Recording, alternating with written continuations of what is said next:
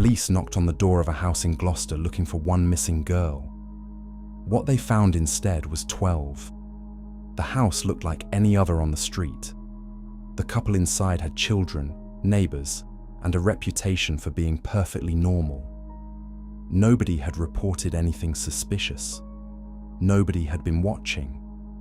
For 20 years, 2 people had been living an ordinary life in front of the entire neighborhood, and an entirely different one behind closed doors.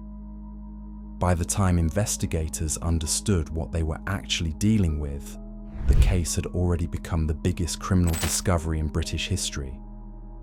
This is how it happened, how it stayed hidden for so long, and exactly who was responsible. And to understand how 2 ordinary people became responsible for all of it, you have to go back to where it started. Because nothing about this story was accidental. 25 Cromwell Street sat in a residential part of Gloucester that most people passed through without a second thought. The house itself was nothing remarkable. 3 stories, a small front garden, a longer rear garden with a patio area that Fred West had extended and laid himself. He had done much of the structural work on the property. He was a trained builder and a competent one. He liked to work with his hands, and crucially, he liked to be in complete control of what happened inside that house. Fred West was born in 1941 in the rural village of Muchmarcle in Herefordshire, the son of a farm labourer. He was raised in a household where abusive behaviour was treated as normal, and where the boundaries of what was acceptable were, from the very beginning, profoundly distorted. From a young age, Fred was involved in petty crime, and by his early 20s, he had already served time in prison. He had also been in serious trouble with the law over serious offences involving minors on more than one occasion. None of this, however, had led to anything that permanently stopped him. Each time, he had come back. Each time, life had simply continued. Rose was born in 1953, more than a decade after Fred. Her early life was deeply unstable. Her father was a controlling and emotionally volatile man whose behavior created an environment of fear and unpredictability for the entire family. Rose showed signs of significant psychological difficulty from a very young age. At 15, she left home and began a relationship with Fred, who was 27. By the time she was 16, she was already pregnant with their first child together. That age gap, and the imbalance it created, would define the relationship from its very first days. From the outside, Fred and Rose were an unusual but seemingly unremarkable couple. Fred worked. Rose stayed at home and looked after the growing number of children in the house. Their home was often full of lodgers and young people passing through, which gave the house a quality of constant activity and openness. That open-door quality was, investigators would later conclude, entirely deliberate. It created a steady flow of young and often vulnerable people in and out of the property, and it made it very difficult for anyone outside the household to identify a pattern. Before Cromwell Street, before Gloucester, before anyone was looking, there were people who had already gone. Fred's first wife was a Scottish woman named Rena Costello. They had married in 1962. Rena had a daughter named Charmaine from a previous relationship, and she and Fred had a daughter together named Anne-Marie. By the late 1960s, the relationship had completely broken down. Rena left both girls in the care of Fred and Rose when she and Fred separated in 1969. After that, Rena was barely spoken of by anyone in the household. She had simply moved on, according to everyone who was asked. No investigation followed. Before Rena, there was a young woman named Anna McFall. She had been a deeply devoted companion to Fred and was expecting his child when she was just 17 years old. In 1967, she disappeared without trace. There was no meaningful investigation at the time. She was simply gone, and life around her moved on without question. Then Charmaine, Rena's 8-year-old daughter, disappeared in 1971. Fred was in prison at the time, serving a sentence for theft. Rose was alone at home with the children. When Fred was released, he told everyone who asked that Charmaine had gone to live with her biological father. It seemed plausible enough, and nobody pursued it. 3 people had now disappeared without adequate explanation, and still not a single serious investigation had been opened. From the early 1970s onward, Fred and Rose built a life at Cromwell Street that served as cover for a pattern of serious offence involving young women. Many of those who came through as lodgers or short-term visitors were young, often vulnerable, and frequently far from home. Several had recently left the care system. Several were hitchhiking or travelling with very little support network around them. They had few people in their lives who would notice quickly when they stopped making contact. Carol Ann Cooper was 15 years old, living in a care home in Worcester, when she went to the cinema in November 1972 and simply did not come back. Lucy Partington was 21 years old, a university student and the niece of the celebrated British author Kingsley Amis. She disappeared in December 1973 while waiting for a bus in Cheltenham after visiting a friend. Her family spent more than 2 decades not knowing what had happened to her, living with that unbearable uncertainty every single day. Therese Siegenthaler was a 21-year-old Swiss student travelling through Britain in April 1974, hitchhiking to Ireland. She was never seen again. Shirley Hubbard was just 15 years old when she disappeared in November 1974. Juanita Mott was 18 in April 1975. Shirley Robinson was an 18-year-old lodger at Cromwell Street who had developed a close relationship with Fred. When she became pregnant, reportedly with his child, she disappeared in early 1978. Alison Chambers was 17 in August 1979 when she stopped writing to her mother entirely. Each of these disappearances was reported to the police. Each was treated at the time as a young woman who had simply chosen to move on and start again elsewhere. In an era before coordinated national databases and shared digital case management systems, a pattern like this could continue invisibly for years. And it did. In December 1972, just weeks after Carol Ann Cooper had gone, Fred and Rose brought a 17-year-old young woman named Caroline Owens to Cromwell Street. Caroline had briefly worked as a live-in helper for the family and had already sensed something was wrong about the household.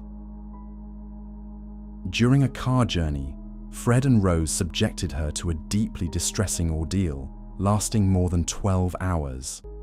She was threatened, held against her will, and repeatedly mistreated. Caroline survived. She came forward to the police and a case was brought.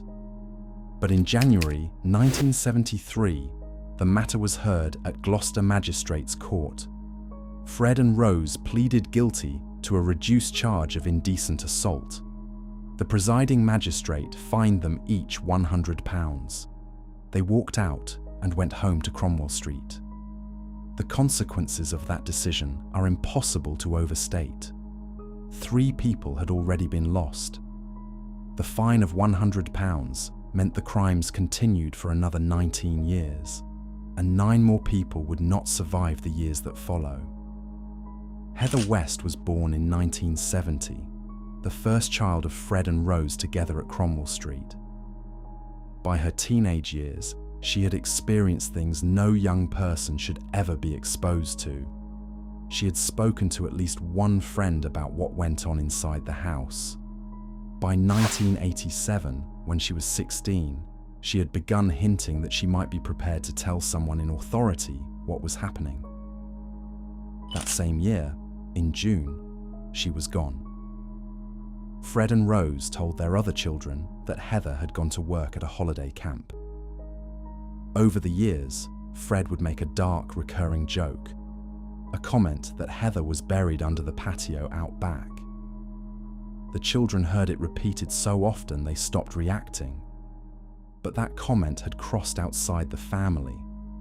A social worker working with the West Children in Care had overheard one of them say something that could not be dismissed.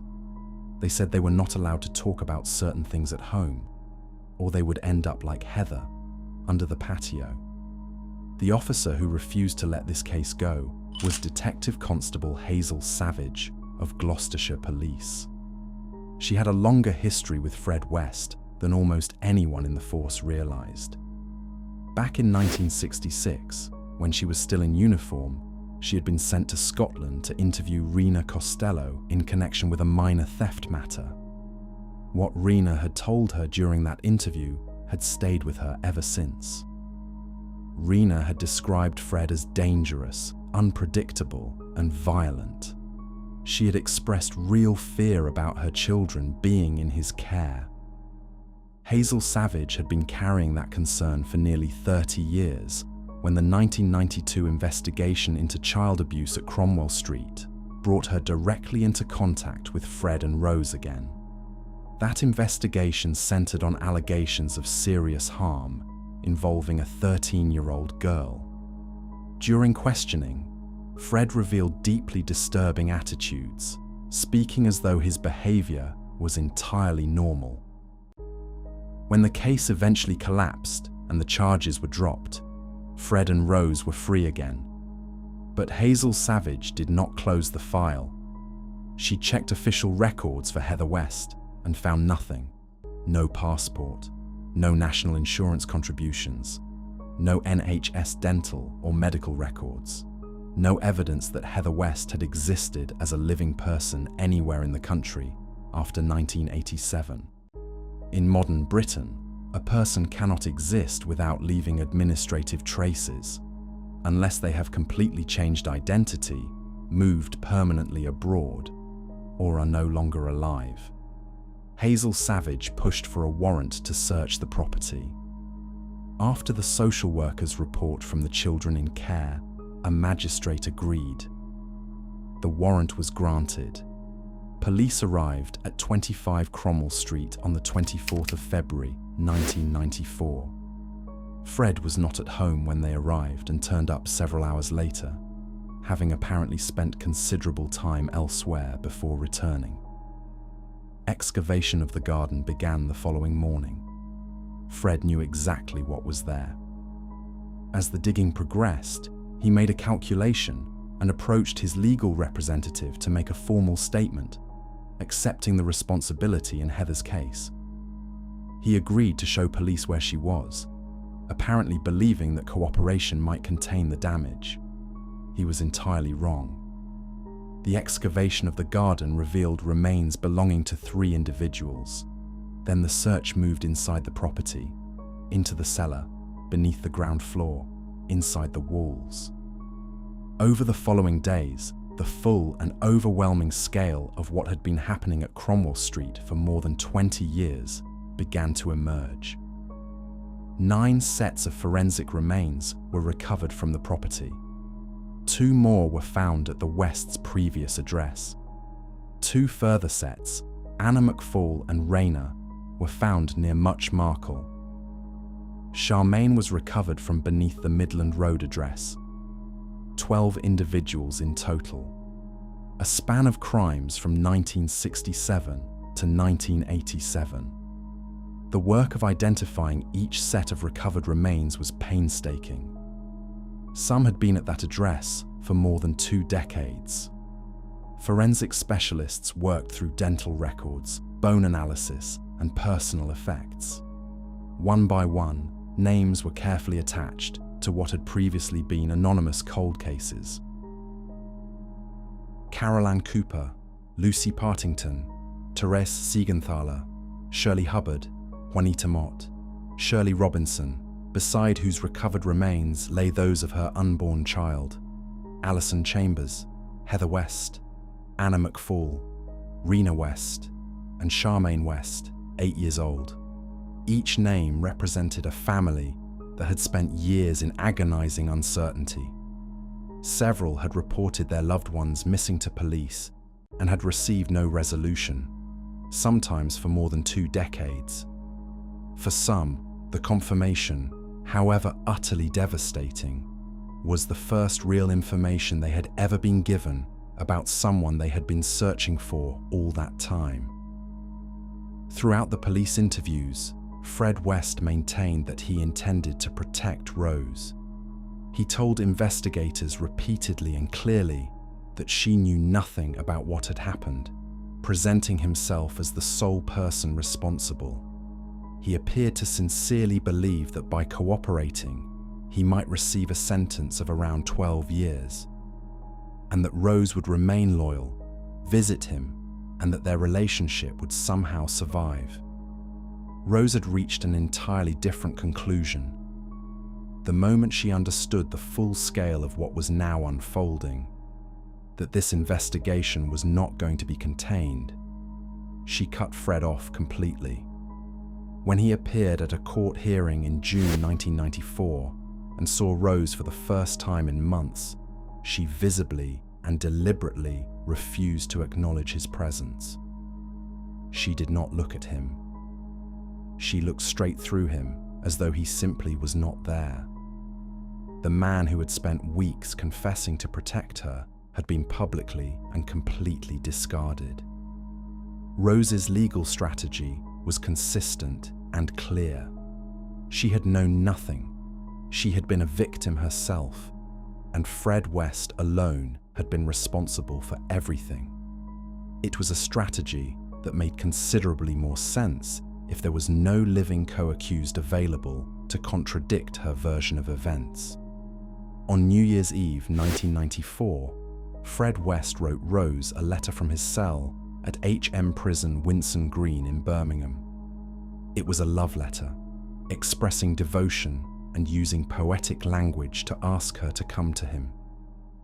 Investigators who read the letter believed it was, in substance, an invitation for Rose to end her own life, so that they could, as Fred wrote, be together forever. Rose did not reply. On the morning of New Year's Day 1995, a prison officer found Fred West in his cell. He had taken his own life overnight.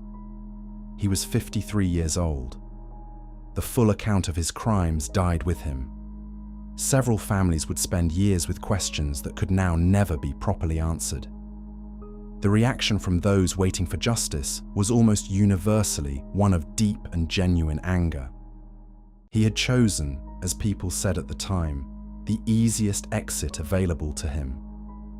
Rose West stood trial at Winchester Crown Court beginning in October 1995. She faced 10 charges connected to unlawful deaths, along with additional serious charges. The trial ran for several weeks and was one of the most closely followed criminal proceedings in modern British legal history. Every seat in the public gallery was occupied throughout its duration. A long series of witnesses gave evidence against her. Anne-Marie West, Fred's daughter from his first marriage who had herself been subjected to years of severe mistreatment at Cromwell Street, gave evidence with remarkable composure and courage. Caroline Owens described her 1972 ordeal publicly and in full detail for the very first time. Catherine Halliday, who had been involved with both Fred and Rose, and who believed she had narrowly avoided becoming one of their targets, gave testimony that left the courtroom in near silence. Forensic evidence indicated clearly that several individuals had been subjected to severe mistreatment before their deaths. One particular exhibit prompted visible reactions throughout the courtroom. Even Rose appeared, according to careful observers, momentarily shaken. Rose chose to give evidence in her own defense, a decision that proved, in the view of many experienced observers, to be a serious error. She was controlled in manner, but inconsistent under cross-examination. The jury did not believe her. They returned 10 unanimous verdicts of guilty. On the 22nd of November 1995, Rose West was sentenced to life imprisonment. The sentencing judge made a recommendation that was almost without precedent, that Rose West should never be released from prison. He stated plainly that a whole life order was the only appropriate outcome given the nature and scale of the crimes she had been found guilty of committing. In the years since 1995, Rose West has launched multiple appeals against both her conviction and her sentence. Every single one has been rejected. She remains in prison today, held under a whole life order, meaning that barring a fundamental change in law, she will not leave prison alive.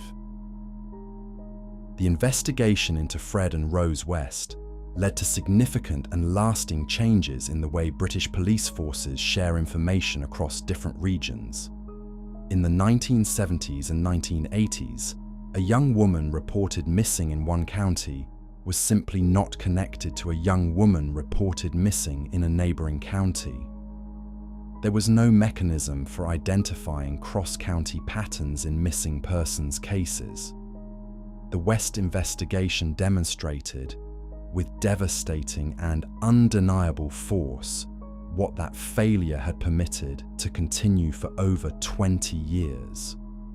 It also raised deeply uncomfortable questions about how social services and the family courts had handled the West children over many years.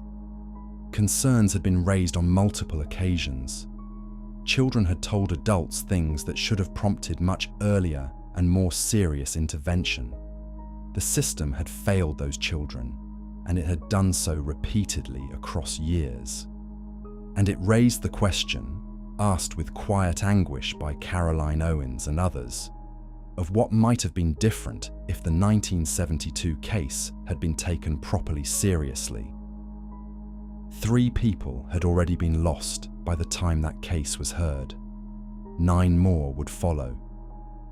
Every one of those 9 cases falls directly in the shadow of a £100 fine handed down one January morning in Gloucester. The people whose lives were cut short at Cromwell Street were ordinary young people, students, teenagers in care, young women trying to build independent lives. They deserve to be remembered by their names: Carol Ann Cooper, Lucy Partington, Therese Siegenthaler, Shirley Hubbard, Juanita Mott, Shirley Robinson, Alison Chambers, Heather West, Anna McFall, Rena West, and Charmaine West.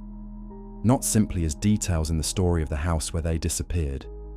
The most concerning places are not always the ones that look dangerous. They are sometimes the ones that look completely ordinary.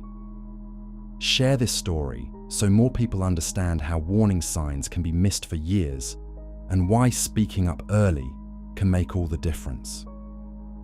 Subscribe for more in-depth true crime stories told with care, accuracy, and genuine respect for everyone whose lives were affected.